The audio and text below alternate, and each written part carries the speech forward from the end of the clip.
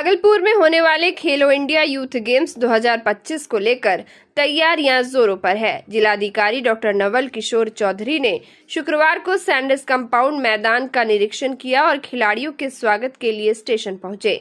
उन्होंने दूर दराज से आए खिलाड़ियों का स्वागत किया और व्यवस्थाओं का जायजा लिया। डीएम डॉक्टर नवल किशोर चौधरी ने बताया कि खेलो इंडिया यूथ गेम्स 2025 में भागलपुर को 2 खेल में मेजबानी करने का मौका मिला है। 4 मई को तीरंदाजी और 7 मई को बैडमिंटन प्रतियोगिता का आयोजन किया जाएगा। उन्होंने बताया कि व्यवस्थाओं के लिहाज से सभी तैयारियों की बंदोबस्ती का निरीक्षण किया जा रहा है ताकि किसी प्रकार की व्यवस्था में चूक न हो। भागलपुर डीएम ने उन होटलों का भी निरीक्षण किया जहां खिलाड़ी रुकेंगे। उन्होंने बताया कि फिलहाल सभी खिलाड़ियों को लगेज सहित टूरिस्ट वैन में भेज दिया गया है और आगे की तैयारी की जा रही है। डीएम ने कहा कि खिलाड़ियों को किसी प्रकार की परेशानी नहीं होनी चाहिए और उन्हें सभी सुविधाएं प्रदान की जानी चाहिए। तीरंदाज खिलाड़ियों से बात करने पर उन्होंने बताया कि सरकार द्वारा आयोजित खेलो इंडिया यूथ के बैनर तले हो रहे एथलेटिक्स को लेकर वह लोग काफी उत्सुक है। तमिलनाडु से आई एक खिलाड़ी सर्विका ने बताया कि वह तीरंदाज है और भागलपुर में होने वाले एथलेटिक्स की जानकारी मिलने के बाद वह तैयार हो गई। उन्होंने यहां मिल रही व्यवस्थाओं की भी तारीफ की। निरीक्षण के दौरान भागलपुर के सीनियर एसपी हृदयकांत, सदर एसडीओ धनंजय कुमार सहित कई पदाधिकारी मौजूद थे। बहुत अच्छा लग रहा है, बहुत एक्साइटमेंट है।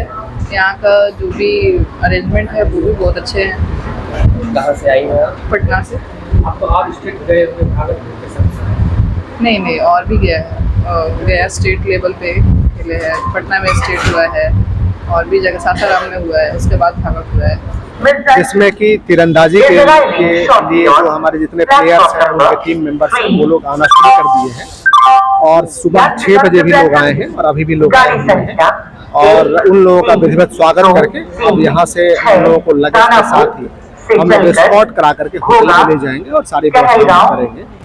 और लोगों से मैंने फीडबैक, मैं और एसएसपी साहब ने फीडबैक लिया तो अच्छा फीडबैक है, उन्हें कोई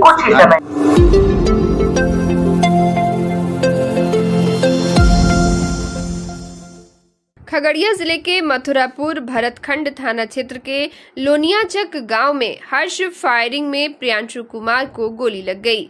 प्रियांशु के दोनों पैरों में गोली लगी। गोली उसकी जांघ को चीरते हुए आर पार निकल गई। दरअसल नन्हा कुंवर की बेटी की शादी में डीजे की धुन पर नाच गाना चल रहा था। 8वीं कक्षा का छात्र प्रियांशु डांस देखने के लिए घर से बाहर निकला था। इसी दौरान कुछ लोगों ने हर्ष फायरिंग शुरू कर दी। एक गोली उसकी जांघ को चीरते हुए आर पार निकल गई। घटना के बाद प्रियांशु को पहले स्थानीय अस्पताल ले जाया गया। हालत गंभीर होने पर उसे भागलपुर के मायगंज अस्पताल रेफर कर दिया गया। मायगंज अस्पताल के डॉक्टरों के अनुसार बच्चा बुरी तरह से घायल है और उसका इलाज जारी है। परिजनों का कहना है कि बारात में करीब 25 लोग लाइसेंसी हथियार के साथ मौजूद थे। ये घटना रात 12:30 बजे के आसपास की है। आरोपियों की अभी तक पहचान नहीं हो पाई है। प्रियांशु के चचेरे भाई ने बताया कि पहले इलाज प्राथमिकता थी, इसलिए पुलिस में शिकायत नहीं की गई। इलाज के बाद एफआईआर दर्ज कराई जाएगी। शादी विवाह था बगल में, उसमें गया था देखने के लिए। पटाखा उटाखा सब छूट रहा था, उसमें फायरिंग भी हो गया। किसी ने देखा नहीं किसने फायरिंग किया। कहाँ गोली लगी? पैर में लगी। आर पार हो गया जी।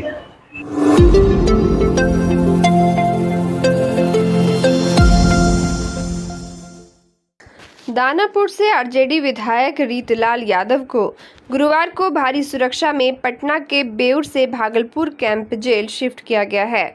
उन्हें हाई सिक्योरिटी वाले तृतीय खंड के टी सेल में रखा गया है। वहीं जेल में पहली रात उनकी बहुत मुश्किल रही। जेल मैनुअल के अनुसार उन्हें बेड की सुविधा नहीं दी गई थी और न ही कोई पंखा या टेबल कुर्सी। रोशनी के लिए केवल बल्ब और एक छोटा सा बाथरूम सेल में मौजूद है। मच्छर भगाने के लिए कोई व्यवस्था नहीं है। शाम 5 बजे उन्हें खाना दिया गया। उन्होंने बिना विरोध के ही खाना खा लिया। जेल सूत्रों ने बताया कि रीतलाल यादव ने करीब 1.5 किलो सोने की ज्वेलरी पहन रखी थी, जिसे जेल सुरक्षा कारणों से उतरवा लिया गया। वहीं पटना में रीतलाल यादव के समर्थकों की भारी भीड़ जेल परिसर के आसपास जुटी थी, जिससे सुरक्षा व्यवस्था पर असर पड़ रहा था।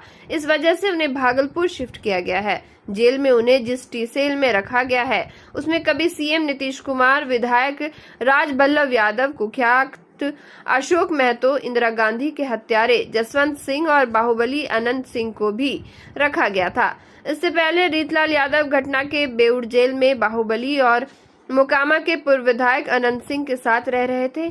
जेल सूत्रों के अनुसार आपस में दोनों बात करते हुए लंबा वक्त साथ में गुजारते थे। दरअसल दोनों का वार्ड एक ही था। इसकी वजह यह थी कि अनंत सिंह विधायक रहे हैं, जबकि रीतलाल यादव वर्तमान में दानापुर से राजद के विधायक हैं।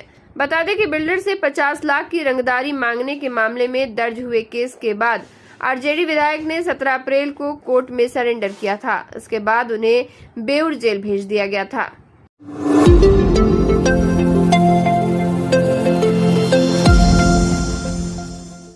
उत्तर बिहार के सबसे बड़े अस्पताल मायगंज में अव्यवस्था की तस्वीर एक बार फिर से सामने आई है।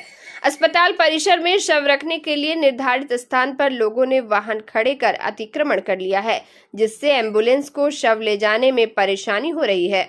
अस्पताल में तैनात सुरक्षाकर्मी ने बताया कि लगातार मना करने के बावजूद लोग अपने बाइकें वहां खड़ी कर चले जाते हैं।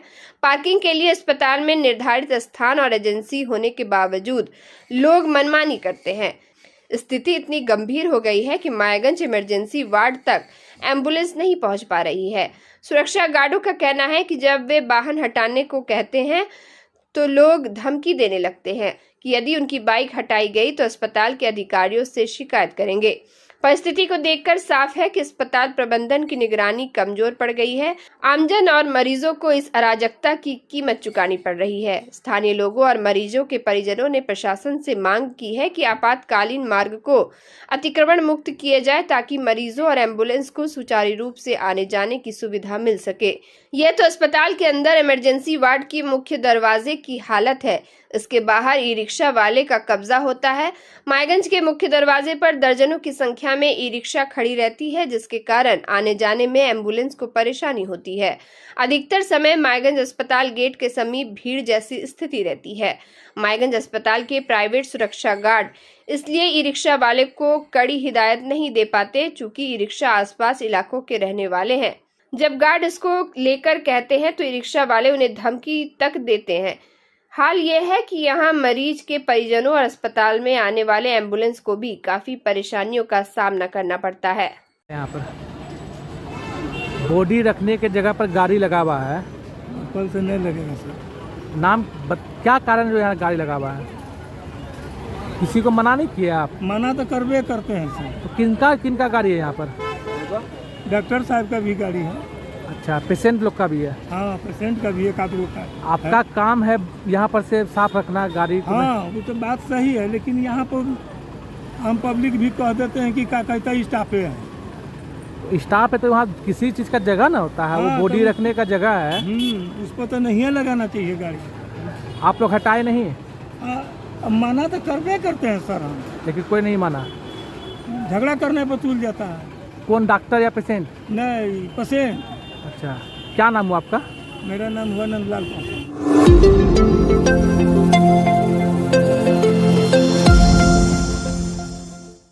कांग्रेस विधायक अजीत शर्मा ने जनसुराज के सूत्रधार प्रशांत किशोर के बयान पर पलटवार किया है।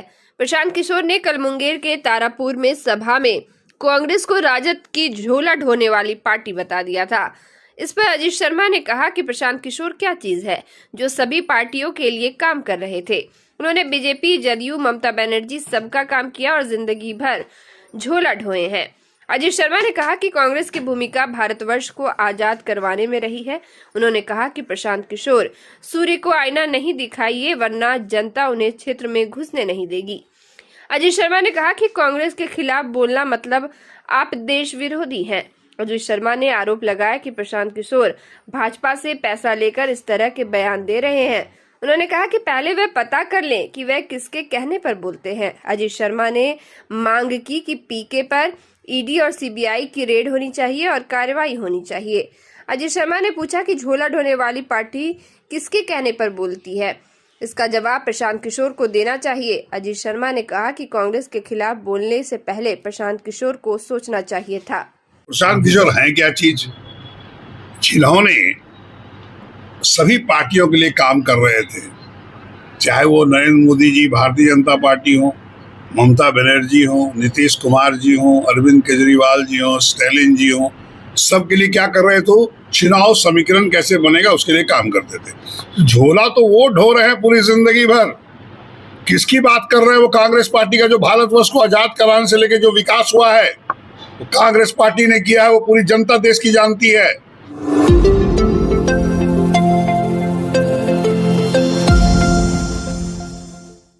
भागलपुर में एनडीए घटक दलों में जातीय जनगणना के फैसले का श्रेय लेने के लिए होड़ मची हुई है। केंद्र सरकार द्वारा जातीय जनगणना के फैसले को लेकर लोजपा पार्टी और जदयू पार्टी दोनों ने इसका श्रेय लेने का प्रयास किया है। लोजपा पार्टी के प्रदेश अध्यक्ष के निर्देश पर भागलपुर में लोजपा पार्टी के जिला अध्यक्ष सुबोध कुमार रमन की अध्यक्षता में केंद्र सरकार द्वारा जातीय जनगणना की घोषणा पर प्रधानमंत्री नरेंद्र मोदी एवं लोजपा प्रमुख का प्रशंसा किया गया।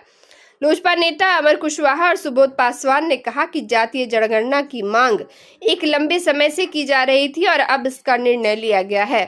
जदयू पार्टी द्वारा जातीय जनगणना के निर्णय पर भागलपुर के सर्किट हाउस में मुख्यमंत्री और प्रधानमंत्री का आभार व्यक्त किया गया। जदयू नेताओं ने कहा कि यह निर्णय बिहार के लिए बहुत महत्वपूर्ण है और इससे राज्य के विकास में मदद मिलेगी। दोनों पार्टियों के नेताओं के बयानों से साफ होता है कि वे जातीय जनगणना के फैसले का श्रेय लेने के लिए तैयार हैं। अब देखना दिलचस्प होगा कि आगे चलकर दोनों पार्टियां इस मुद्दे पर कैसे अपना पक्ष रखती है और इसका लाभ कैसे उठाती है। जो लंबे समय से हमारे आदरणीय राष्ट्रीय अध्यक्ष चिराग पासवान जी प्रयासरत थे कि देश में जनगणना हो। जनगणना से हमारे देश में लाभ ये होना है कि जो भी जिस भी जाति के लोग दबे हैं, निश्चित रूपेण उसकी कितनी संख्या है वो उभर कर आएगा और उस जाति को किस तरह से जो है उठाया जाए, उस जाति को किस तरह से मेन लाइन में लाया जाए, इसके लिए जो है प्रयासरत सरकार की तरफ से की जाएगी।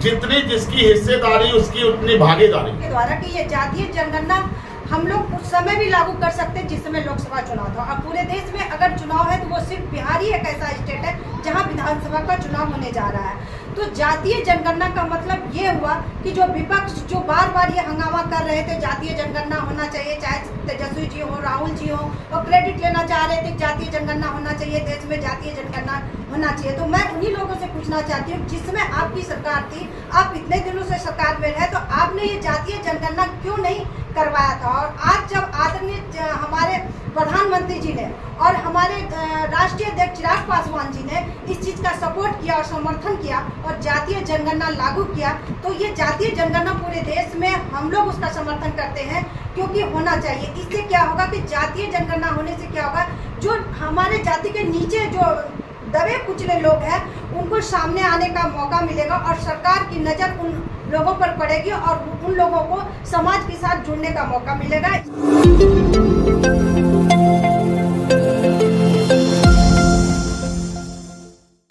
बिहार में जातिगत जनगणना पर पक्ष और विपक्ष के बीच क्रेडिट लेने की होड़ मच गई है। जिला के प्रभारी मंत्री डॉक्टर प्रेम कुमार ने कहा कि बिहार में 2.5 साल पहले एनडीए की सरकार ने इसे कराने का फैसला लिया था। अगर एनडीए की सरकार नहीं होती तो जातीय जनगणना संभव नहीं होता। बीजेपी का हमेशा प्रयास रहता है कि समाज के अंतिम पायदान पर बैठे लोगों तक फायदा पहुंचे। लालू यादव और तेजस्वी को मौका मिला, कांग्रेस पार्टी को भी 50 साल तक मौका मिला, लेकिन कुछ नहीं कर सके। एनडीए सरकार के कार्यकाल में ऐतिहासिक फैसला संभव हुआ है। सरकार ये जानना चाहती है कि विभिन्न जातियों की आर्थिक, सामाजिक, शैक्षणिक और राजनीतिक स्थिति क्या है। इसके आधार पर नीतियां बनाई जाएगी, बजट का निर्धारण भी किया जाएगा। बिहार चुनाव को देखते हुए केंद्र सरकार ने जातीय जनगणना कराने का निर्णय लिया है। इस सवाल के सिरे से खारिज करते हुए कहा कि क्या बिहार में चुनाव की घोषणा हो गई है? जब चुनाव की घोषणा नहीं हुई तो यह सवाल बेईमानी है। 2.5 साल पहले जब राज्य में जातिगत जनगणना कराई गई थी तब भी कोई चुनाव नहीं था। ये फैसला पूरे देश के लिए है। इसका उद्देश्य समाज में समानता और समावेशी विकास सुनिश्चित करना है।